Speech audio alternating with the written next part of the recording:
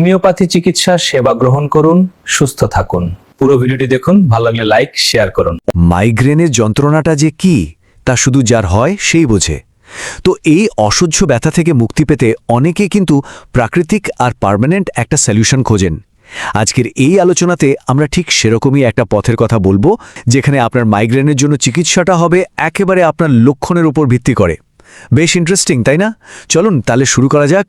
মাথার একপাশে যেন কেউ হাতুড়ি পেটাচ্ছে, এরকম একটা দবদবে ব্যথা। এই ফিলিংসটা খুব চেনা লাগছে, তাই না? আসলে মাইগ্রেন কিন্তু সাধারণ কোনো মাথা ব্যথা না। এটা এমন একটা অবস্থা যা জীবনটাকে কিছুক্ষণের জন্য একদম থামিয়ে দেয়। তো প্রশ্ন হলো, এর থেকে মুক্তির উপায়টা কি? আসুন আজ সেটাই একটু খুঁজে বের করার চেষ্টা করি। আচ্ছা, যে কোনো সমস্যার সমাধান খুঁজতে গেলে সবার আগে কিন্তু সমস্যাটাকেই ভালো করে বুঝতে হয়। আমরা তো কথায় কথায় মাথা ব্যথা বলি, কিন্তু মাইগ্রেন জিনিসটা তার চেয়ে অনেক বেশি কিছু, অনেক আলাদা। এটা আসলে একটা জটিল স্নায়বিক সমস্যা। তো এই স্নায়বিক সমস্যার মানেটা ঠিক কি? চলুন একটু গভীরে গিয়ে দেখি।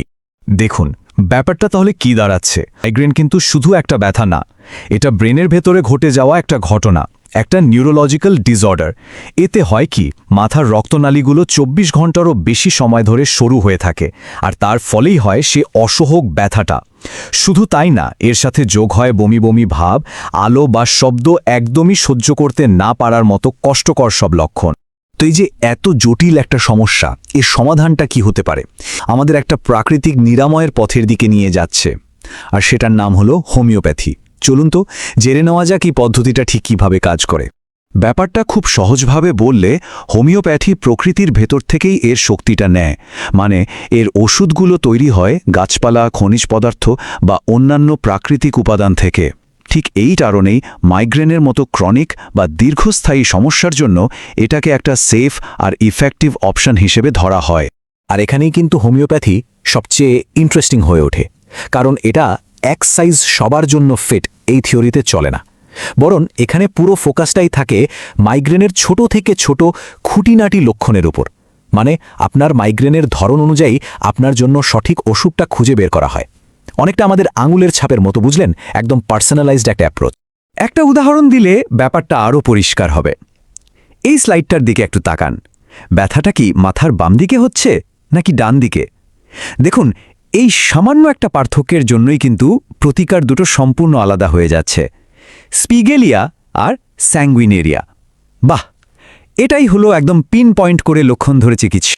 শুধু যে ব্যথার জায়গাটা ইম্পর্ট্যান্ট তা কিন্তু না, কেন ব্যথাটা হচ্ছে সেই কারণটাও সমান গুরুত্বপূর্ণ।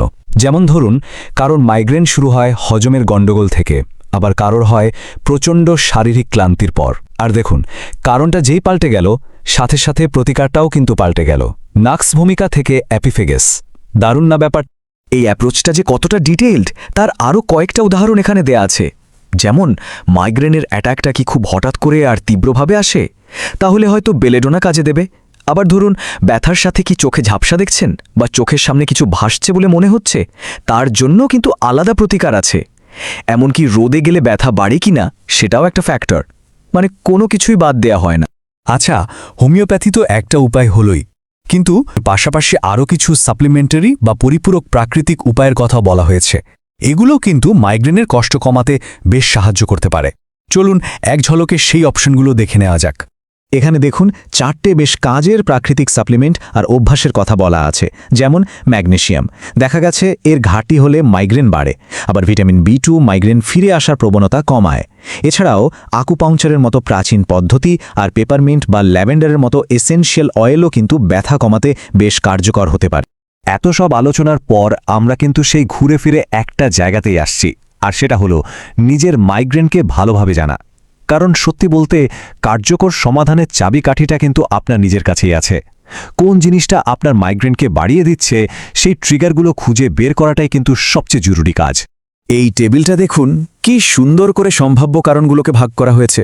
হতে পারে কারণটা হরমোনাল, মানে ইস্ট্রোজেনের পরিবর্তন বা মেনোপজ। আবার হতে পারে লাইফস্টাইল, যেমন ঘুমের অভাব বা জাঙ্ক ফুড। মানসিক চাপ বা স্ট্রেসও কিন্তু একটা বড় কারণ। তো এর মধ্যে কোনটা আপনার মাইগ্রেনের পেছনে থাকতে পারে? এই প্রশ্নটা নিজেকে করা খুব খুব জরুরি। আর এই একটা লাইনই কিন্তু পুরো আলোচনার মূল কথা। সোর্স ম্যাটেরিয়াল বারবার আমাদের এটাই মনে করিয়ে দিচ্ছে সঠিক প্রতিকারটা অন্য কোথাও নেই, ওটা লুকিয়ে আছে আপনার মাইগ্রেনের একদম নিজস্ব ধরনটা বোঝার মধ্যেই। আর এটাই হলো এই পার্সোনালাইজড ট্রিটমেন্টের সবচেয়ে বড় শক্তি। তাহলে শেষ প্রশ্নটা কিন্তু এটাই থাকছে, আপনার মাইগ্রেনের জন্য সঠিক প্রতিকার কোনটা? আর এই প্রশ্নের উত্তর খোঁজার প্রথম কাজটাই হলো নিজের শরীরকে সময় দেওয়া, এর লক্ষণগুলোকে মন দিয়ে বোঝা। আশা করি আজকের এই আলোচনা আপনাকে সেই পথটা খুঁজে পেতে কিছুটা হলেও সাহায্য করবে।